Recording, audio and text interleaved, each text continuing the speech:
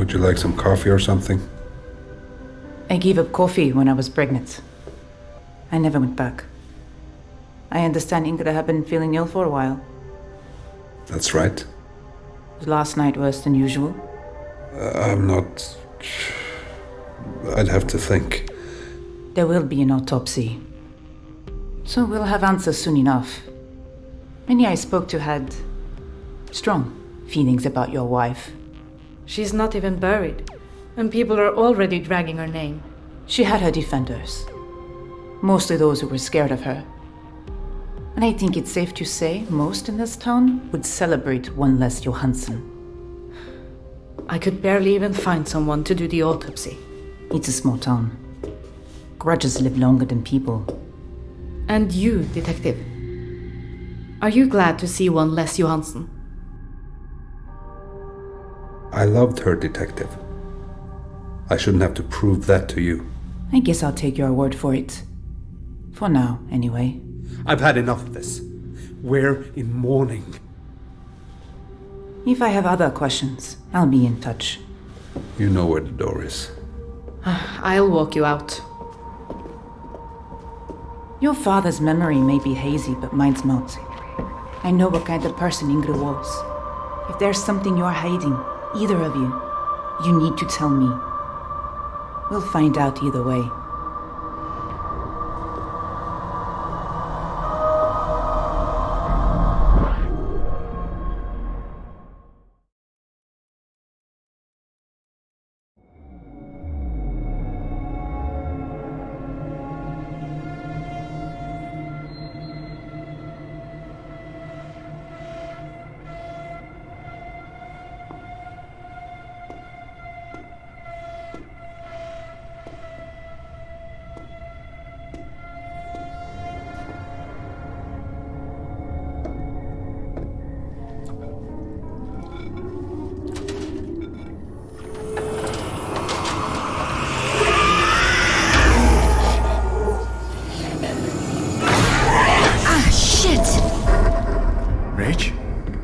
Is everything okay? Yeah. I burned myself. You sure? Yeah, I'm fine. Hey, about the thing with Toby? I hope I didn't get you in trouble with anybody at the Foundation. For what it's worth, I think you were right to send him that prayer. Maybe some small part of it got through to him. Xavier's dealing with bigger problems than Toby. Joy's death? You never did tell me what happened. Joy died during a ceremony. It was just her and me, and then we weren't alone. There was something else, something right out of Radcliffe's writings. Oh my God. But you can't tell anyone. Xavier needs this to stay quiet until we can figure out what really happened. Understand?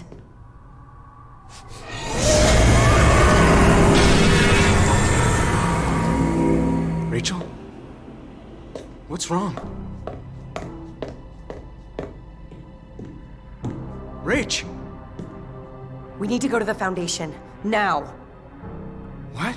Why? Go get Faith. I'll pack. Rach, it's the middle of the night and... Eric, I know this brings up bad memories for you, but we're not safe here. Well, what do we tell Faith? I guess we could lie and say it's a sleepover. At least she wouldn't be scared. Xavier doesn't approve of keeping the truth from children. We can tell her a story from the scriptures. Xavier keeps copies in his library. Some of those stories are pretty scary, Rach. Eric, you're not helping. Look, we don't have time to debate this. I just need you and Faith to do exactly what I say. It'll be better for everyone. I don't know if she'll listen. She's been acting out again. Eric, go! Yeah, okay.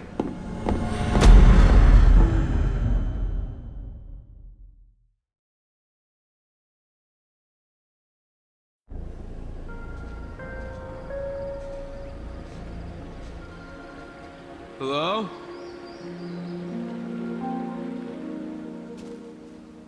Would it kill you to answer your phone? Look, I know how you feel about all this. The Foundation's really helped me. Rachel's helped me. Anyway, tonight's a big night for me. I'm a little nervous. Wanted to hear your voice, I guess.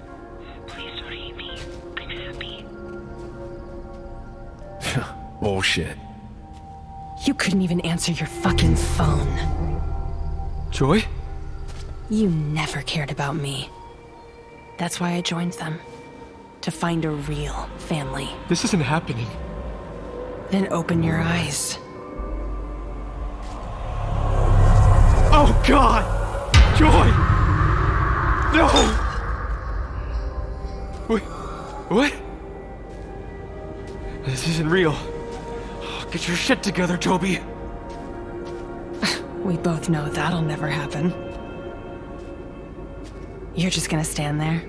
After what they did to me? After what she did? Rachel did this? First she screwed you over. Destroyed your life. Then she took mine. She needs to answer for what she's done, Toby. You deserve the truth. Rachel, the Foundation, they won't say a goddamn thing! I warned you about them, Joy. But I'll show everyone what they did.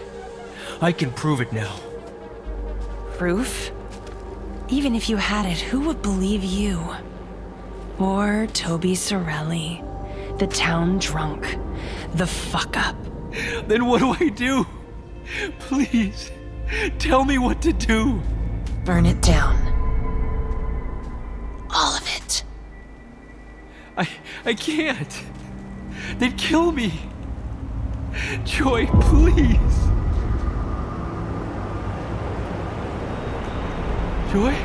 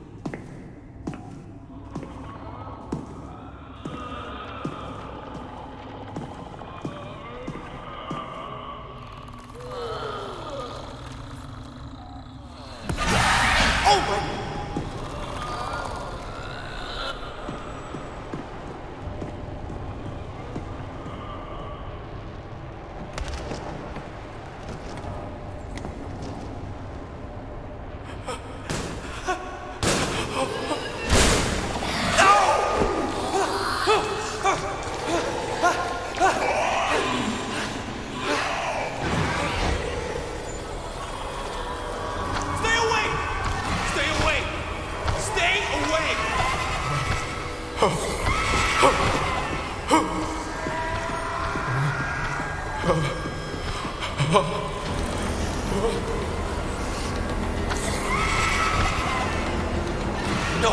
No!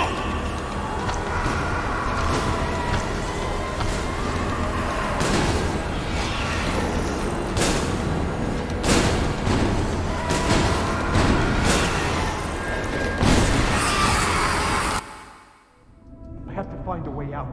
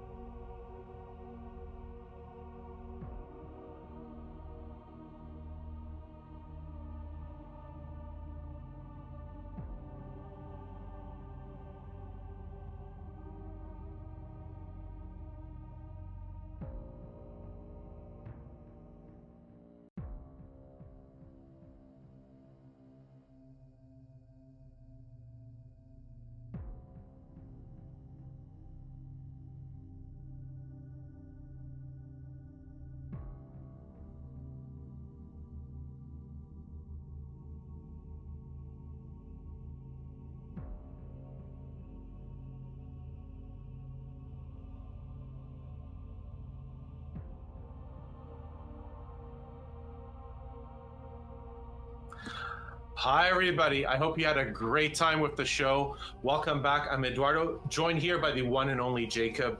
Jacob, actually, if you could introduce yourself to our lovely audience. Well, they saw me yesterday. My name is Jacob Novok. I'm the CEO here at Genvit. Perfect. So you wanted to have a conversation with our community, our audience, so on a few different topics. So one of those topics, Jacob, was that there was a lot of talk about the chat system last night and chat in general. So what changes did we make today? Well, today we turned it off because what we were finding yesterday was that it was way overloaded, as most of our systems were. In fact, as our system was just a few seconds ago, and we failed to get some of the profile names up. We often see these giant spikes when we're live, and we have to see basically the failure points when we're live. I think a couple more days and we'll be able to crush out most of those bugs. But the chat bug in specific was that we have a 24/7 moderation team in multiple languages, and they were moderating every problematic post. And then the moderation requests sat in a queue being processed on the moderation side and weren't happening for like 10 minutes, which is really bad for a thing where you want a message down in a couple of seconds. So what we discussed today was we're gonna, up until we can figure out how we handle that moderation queue, we're gonna limit the chat to stickers, and hopefully I can get the emojis in there too. But we weren't able to get that in for today. We should get that in for tomorrow. And at least we'll be able to return chat back to the box that it was supposed to be and let you guys do the full screen on it. Once we're back there, we're going to again work on the moderation. We had not just issues with removing posts and removing users, but we have this entire filtering system, and the filtering system was breaking in really weird ways. So like words that I put into the block list myself, or I confirmed myself that we're in the block list, we're still going through, and words that we didn't put in the block list were not going through. which is very confusing. But when you start to use some of these AI filtering systems, you run into trouble. I think we've seen historically that those AI filtering systems don't always do well. So we're going to probably move a lot of that more toward a standard blacklist. The problem with the standard blacklist, and the reason that we went with the AI filtering system, was that you could write a bad word and then put a space between it or multiple spaces between it, and the point of the AI filter was supposed to prevent that from happening, and clearly didn't. So it's not an easy problem to solve. We are going to keep working at it, as I said, tonight off, but hopefully back from tomorrow. If anything, it being off tonight, I think changed people's experience, and they better understood why everything is much more fun with the chat and seeing that community experience. And that's exactly what I wanted from the original design, was making it feel like Twitch, making it feel like a lot of the Asian streaming platforms that I spent a lot of time watching. But moderation is hard. It's not easy. We're not going to get it right the first time. We're definitely not going to get it right the second time. But there's a reason that this experience is going to go on for like 8 months, which is it's going to give us the time that we need to tune and make things perfect and improve them. Thank you so much for addressing that. And one of the other big topics you wanted to address, and what we got a lot of feedback on, was monetization. So the question here is, if you could describe to the audience the intent behind the way Silent Hill Ascension is monetized, the feedback we received, and how we're planning to address that feedback. So we're listening to everything and we're reading every article. I mean, the community feedback is very well heard. It's the reason that we adjusted the chat tonight. Let me start with the intent behind the monetization scheme. So first of all, as you saw yesterday, a lot of the team is ex-Telltale. Right. And so the team is very focused on storytelling and creating cinematics and animations. And you saw another about 10 minutes of cinematics tonight. We have that every night. We have that every night for the whole first part of the season, and then we're going to be doing our pseudo new game plus, the what if to unlock the other branches later, so you'll be able to see the rest of the content. But that's like 16 to 20 hours of cinematics. It's like 8 to 10 full Silent Hill movies worth of content. That's a lot of cinematics to do. So that's what we've been working on. That's multiple Telltale games worth of cinematics that we're going to be releasing, and the team that's working on that is doing God's work, right? So as a company, what our focus has been is create great cinematics and then make sure that that's as widely accessible as possible. So the app is free. The cinematics are not locked behind any paywalls, that as many people can access it as possible. And you saw a PlayStation blog today where they're going to be announcing a 24-hour exclusivity window on the full episodes that the community is designing. I can talk more about that in a moment, but we're going to be releasing it on PlayStation. We're about to release or announce another major streaming platforms that's going to be covering those episodes as well. And so the goal is to get tens of millions of people to be watching this content for free. We're going to be, letting people remix it and put it on TikTok, on YouTube, etc. You can't go and co-stream a Netflix series. They'll give you a takedown notice, right? They make their money off of those subscriptions. That's not what we're trying to do here. Again, the intent from everything was make the things that you can watch as free as possible. That's never been done in this industry. It's incredibly kind of generous and strange. And so what we wanted to think about, because we came to monetization much later, it was the afterthought of how we were working on it, was what was the most innocuous, easy to do monetization scheme that wouldn't allow or wouldn't prevent us from making the streams freely accessible, from making the decisions freely accessible. And the first thing that came to mind was cosmetics, right? The chat is fun. I think people missed that chat tonight. And so all of the stickers, we've created hundreds of stickers and emojis that are going to be unlocked. And the season pass has got like 50, but in the free rewards that you get just by generating points each day, there is way more emojis and stickers. People haven't seen this. They haven't unlocked it yet. There are a massive number of free rewards that you're going to get to make your chat personalized and make your avatar personalized and everything else. And again, your avatar is the way in which you represent yourself in the chat. So again, all of that is completely free. And the intent behind the point system was you're going to be able to generate a significant number of influence points each day. The problem that we're running into right now is the way in which you generate influence points is by watching video. And, we're at 6 videos as of today. You've got the 3 from yesterday. You've got the 3 scenes from today. But what's going to happen really quickly, and this is what people don't understand about the economy yet, is we're going to get into the hundreds. of videos. And so you're going to have a massive amount of points. You're going to have tens of thousands into the hundreds of thousands of points that you're just getting free by clicking on a video. You can click out of it after 1 second, you'll still generate those points. And so the economy is scaled to massive free inflation. And you're not seeing that yet because we're in day one. The other places you're going to be able to generate influence points are through the goals. Just log in each day, solve a puzzle each day, right? Those are changing every day, but those are going to generate hundreds of points for you each day, plus the puzzles themselves. So there are 2 free puzzles every single day. And one of the changes that we made today that's going to be reflected, again, based off of community feedback in the next couple of days, is the entire back catalog of the puzzles is going to be available. And they were meant to be a bonus for the season pass and something fun for the season pass, but we're going to make the back catalog available. So that means that when a puzzle is in a free rotation, you can do the entire back catalog. All right, there are 2 levels of puzzles. As of today, there'll be 3 levels of puzzles for the ones that are available as of tonight into tomorrow. And that stacks. So again, a couple of days from now, you're going to have between the puzzles that are available, tens of levels, all of which will earn you hundreds of points. And so again, like, our fear is very different, mostly because we understand how the roadmap is going, of like, we're going to have so many points available that it's going to lead to a very big economic inflation, and all of that free, all of those free influence points. But it's very starved in the first day or 2 because of the way in which the content unlocks.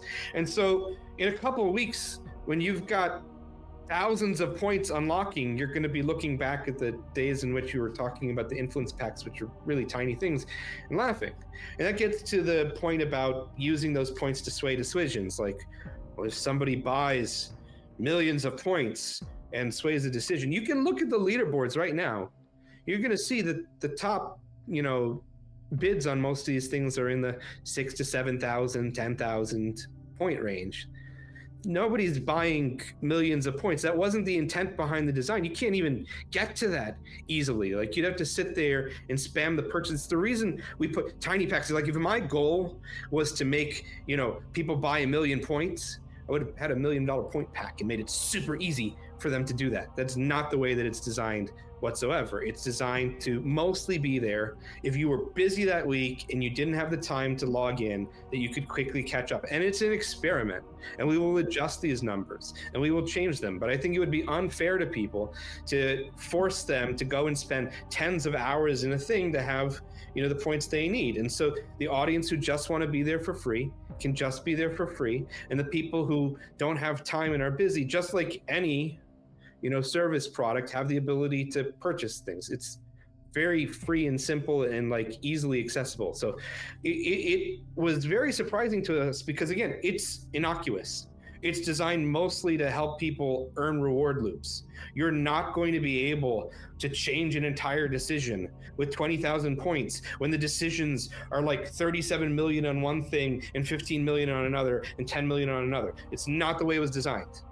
It's just not. And again, you can see that very clearly in the leaderboards. When you start to see people with leaderboard rankings at 1 or 2 million points, dollars to donuts, those people are cheaters, and we've got to figure out how they cheated in our system. They're not doing purchases. And if they do, we will rate limit them on the purchases. We're not going to permit it. That wasn't the goal of the product, right? The goal of the product and goal of the monetization system was make things as freely accessible as possible for a massive show.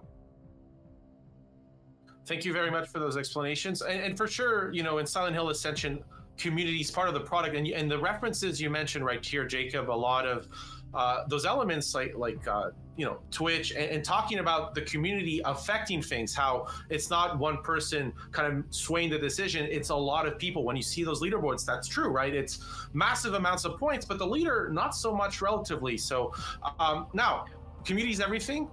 And the feedback is shaping the experience. Like, we're talking to you after very little, fundamentally not so much time has passed. So how do we actually look at that feedback, and how are we looking at the feedback, Jacob, in the sense of trying to shape the experience that the community out there, you, the audience at home, get to see? Yeah, we're taking it all in. As I said, we're making a change of puzzles today. We're making a change to chat today. We're going to continue to adjust and tweak all of the points that we're generating. So you'll start to generate more points for free through the login and the goals and the other systems. We have an entire plan and roadmap on how to do that. So we're taking it all in. My request back to the fan base is we're taking your feedback. We will make those adjustments. Please don't assume like cynicism on our part.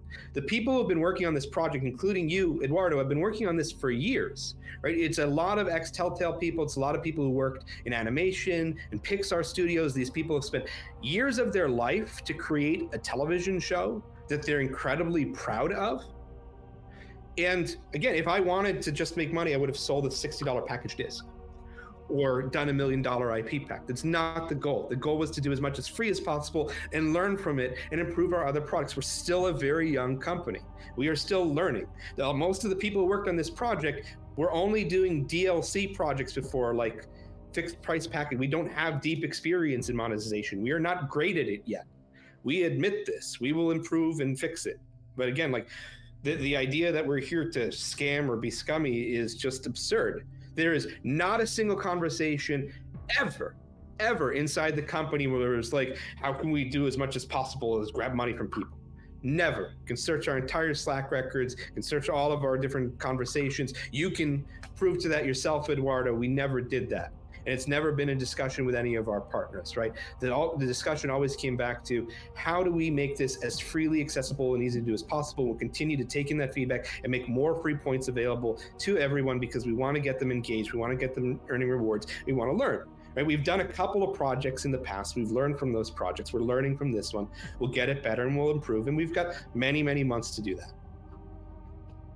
No, and thank you so much. And again, I know that some of the people watching us are watching in the form of, transform content on different streaming platforms on Twitch because you're with your communities. But we want you to feel at home here. Trust me, as Jacob was saying, I myself am constantly in discussions with the rest of my colleagues all the time. Like, how can we improve the experience? How can we make sure that today's live is good for the people watching it? How can we make sure that tomorrow's live is better? That was a big change. The puzzle's changing. I know Noah and who was before, was gushing about them actually as we were preparing. She was playing them while waiting for the show to start actually, which is kind of funny. I mean, the puzzles are very simple. There's a lot more variety coming in them. There's a lot more different kinds. We're launching with a couple again, and we're learning and we're improving. We're changing it over the course of the experience. But it's the same thing with bugs, right? You're always very buggy at launch, and you're very buggy when you scale to millions of people inside of a launch. And so we experienced massive spikes yesterday that up until you get the spike, you don't see where your rate limit is or your bottleneck is. And then you've got to get into live data. Literally, as the experience was happening just now, we were looking at yet another spike that was breaking the bidding services. It's like, okay, we're now rate limited in this thing. Oh, this is the number that we have to change to make it work for tomorrow. You won't find these things up until you do it live and you hit that scale. There's very few products that are hitting the scale as we did. Most of them had the opportunity to kind of slow burn and mature. We can't slow burn the story. If we went and we just like open beta tested the story, we'd burn the entire story by the time we were done with the beta test. So we have to do it live, as it were, and learn live. And there were a whole bunch more bugs tonight with video players not reconnecting and phones getting into spirals, and we'll fix that. Like, we're seeing the data, we're seeing the errors, we'll fix it, and it'll be better tomorrow and better tomorrow and better the day after. That's the way that a lot of these products will work, and we're absolutely going to get there because we want people to have the best experience that they can. Again, like the team's focus is make a fun show to watch, make a fun community, have people interact and engage with that community. And we need people to respond back to us in positive ways and assume positive things from us, because there is no conversation happening among these people who have come from Telltale and Ubisoft and Behavior and others in any other shape or form beyond that. Right? These are all people who joined this company and work with us as partners because they believe in the mission, they believe in having a great experience. They're there working hard because they love making the content and nothing else. And actually, one of the highlights I want to point out is how global our development team is, as much as our audience is at home. Yeah, absolutely. I mean, we've got dev teams around the world, right? We have teams working with us, Streamline at Malaysia, our Japan team, Konami, of course, in Japan. We've got teams in Montreal. We've got teams in the West Coast. We've got people in Europe as well. And so we're there. We're global. We're working incredibly hard. And, we're very sympathetic to a lot of the community requirements and desires and the need to be global. But we ask for patience because nobody's ever done this before, and it's incredibly hard.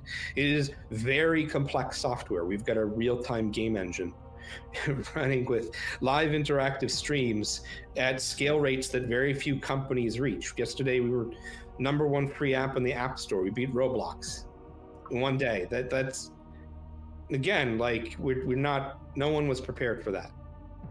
And when we found out the pre-order numbers, which were X multiples beyond what we were expecting, we had a few weeks to scramble together what most companies take months to a year to prepare for in terms of scale. So a lot of the bidding system errors that people were running into, rollbacks, purchase errors, everything else, were a result of scale. Additional problems tonight, again, the result of scale. We've got new app versions rolling out in the next day or two that will address some of them, but there is a lag time. There's one other thing that I wanted to go over, which were the indoor streams, because people were pretty surprised by those. So the indoor streams are the streams that happen most days after the cinematic that you're watching. You saw Carl yesterday. You saw Toby in it tonight. You saw at least 1 or 2 cameos, though the others sadly didn't make it because the community didn't go past that. So let's start with the kind of goal intent behind the indoor streams, because we didn't talk about these before launch, and they were a surprise yesterday, and they were meant to be. When we were designing the experience, what was really important to us was people in any time zone can participate in story.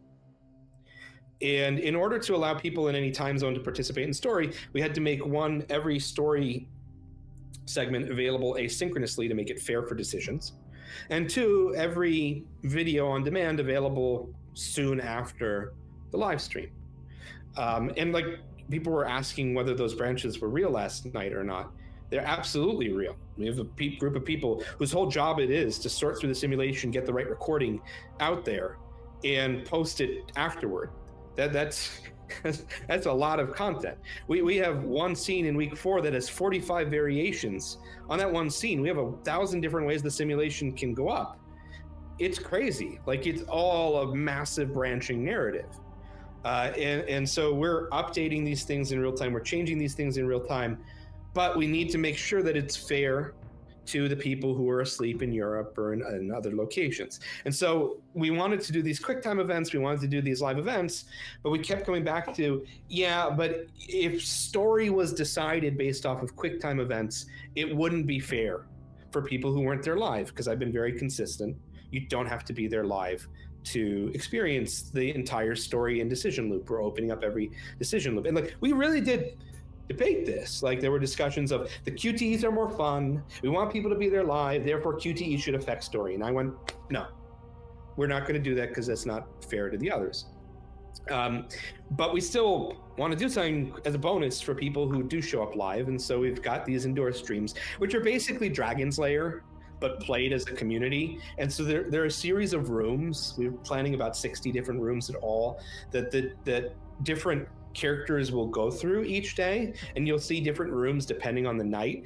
But more importantly, it will continue if the community is doing well. What surprised me the last 2 days was that the community has failed, because I had thought that the community would just crush it every night because it's a bunch of hardcore gamers and they're really good at playing, and these are just swipes. But we're seeing significant losses in the community meter. And you're not getting past the first block. There are 3 blocks. And so that experience can go on for 15 whole minutes if the community makes it. Now, my concern is that it's not a problem with the community, but rather we're getting rate limited by the sheer number of inputs that are getting in. I think that we weren't seeing the user profiles. You were seeing like generic names showing up during the meter tonight, which was again the case yesterday. And we were looking at the stats live as it was happening. Again, we were just rate limited on the player service, because what's happening is you're seeing hundreds of people's names spread across tens of thousands of others, and it was just a spike of insane API requests to Amazon, and eventually they just stopped taking the request. So I'm concerned that, again, the community failures have been scale problems, which we need to fix, and hopefully the challenges will balance out, and we'll start to see the community pass those endure streams. But again, they're fun, they're bonuses. They don't change the story decisions that you have every day.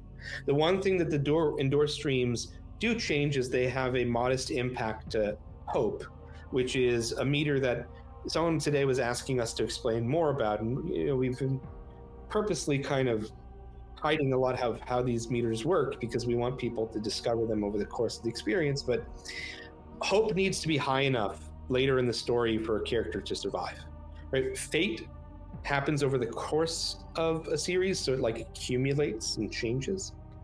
But hope is a thing that we check, right? And if at that moment the hope's not high enough, the character is going to be killed regardless of what else is happening. But the good news is you can change hope just by playing the mindfulness puzzles, right? You don't have to be there for the endure streams at all. We designed the mindfulness puzzles in the Arcane Library to be representative of what characters do as hobbies to regain their hope. And so playing guitar, or playing a pocket watch game, or doing like a scrapbook puzzle, like that was the intent behind a lot of those puzzles. And if the community 3 stars them, the hope meter goes up. So you can fix hope just by playing those puzzles each day, and at least half of them are available for free without any season pass.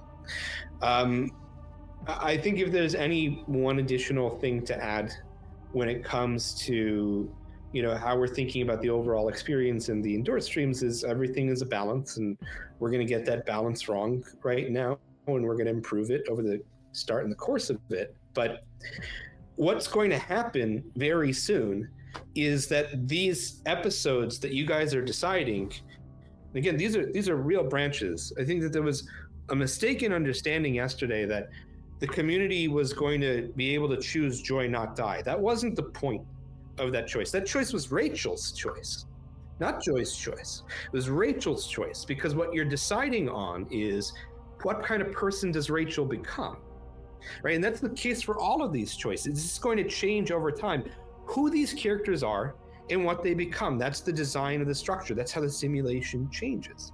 But the choices that you make are going to be what results in those episodes that are going to be on PlayStation and the other streaming platforms we're about to announce.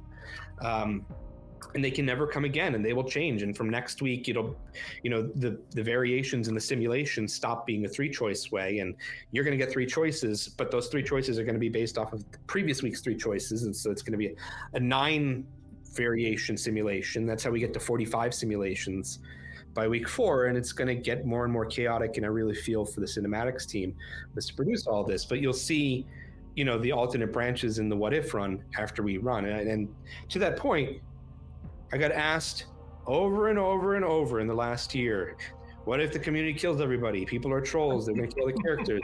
Every choice is redemption. Every choice is, everyone wants the characters to live. It's exactly as I expected. Exactly as I expected. Please, guys, choose something different.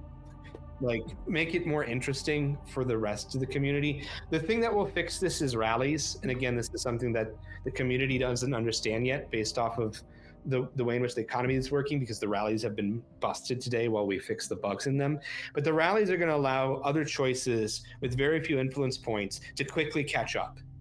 And again, like, this is the reason that you buying a ton of points isn't going to help, because the whole point of the rally design is to make it fair so that you can start to get bonus multiples on choices that are way behind. So the way that the rally works is if a choice is way ahead, in the middle, and third, the third choice starts to get bonuses applied to it when the rally is turned on for a couple minutes, and the community can work together. But even if somebody, for some reason, did this thing, you see somebody with a 1,000,000-point leaderboard, they could be overtaken within minutes. That's the goal of the rally system, is to make the whole thing fair to people, to make it more exciting, to make it more interesting for people who only generate a couple points a day. We have been all the time talking about how to make these systems fair, how to make them freely available, how to make them easy for people who just log in. And we're not quite there yet, but we're absolutely listening to it, and we're making those changes. We're going to fix the rally system. We're going to get it done. I think that's a lot for the audience at home. Like, there's a lot on the systems they may not have been aware we've put into place. There's a lot of systems that we're planning to, that we've improved, hopefully already, and that we're planning to improve. I guess so one of the big things is from my side is, what would be, Jacob, your message for the fan at home? Somebody who loves horror, who kind of wants to tune into the action, might be able to tune in live, might not. To that fan at home, what's that kind of message you want to leave with them? Come in every day and change the story of Silent Hill. Like this first week of Ascension is building up episode 1. And episode 1 in any horror television show doesn't start off, with complete chaos. Otherwise, you'd have no climax, right? So if you look at Stranger Things episode 1, you're just getting to know the characters. Like, there's like the Demogorgon dog, but like none of the really scary monsters are there yet. Things haven't gone to hell yet. They're going to get a lot worse next week. They're going to get really bad by week 4. And stay tuned for week 16, looks like. But like, we're still early. Like, this is a slow burn. That was the whole intent of it. If we did everything in a single shot, it would be super unfair. Because if you weren't there that day, it's over.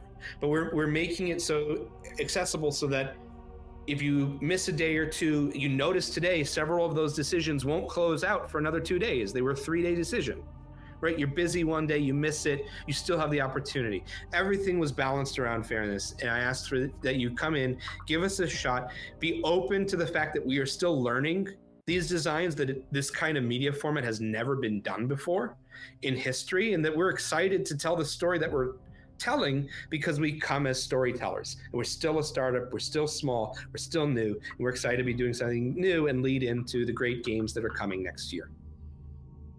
That's the year wonderful. after and the year after and the year after. Well, and we hope for many more always. But thank you so much, Jacob, for your time with us here today. I hope you at home have also enjoyed this, that you've hopefully learned more about Silent Hill Ascension. All that said, I think, how about we close this one down? Jacob, I'm going to do a quick thing where we're going to talk about our next shows, because again, we mentioned this a bunch. It's every day. So our production team's going to put the next show graphic on screen, but every day, 6 p.m. Pacific, 9 p.m. Eastern, there's the show every day. Now, we, myself, Noah, and as well some other lovely people do get to tune in a little earlier on Monday, Wednesdays, and Fridays. And this Friday we have, and every Friday, hopefully, we have special interview guests. This one will be with Stephen Bugay, Chief Creative Officer here at Genvid. I think that's it. And we got some mindfulness puzzles to do for you at home. Any last words, Jacob, or are we good to shut this one down for tonight? We're good, guys. Have fun. See you tomorrow. Perfect. And we're listening every day. We're trying to improve stuff. So take care, everybody. Have a wonderful night wherever you are across the world. Eduardo, Jacob, bye.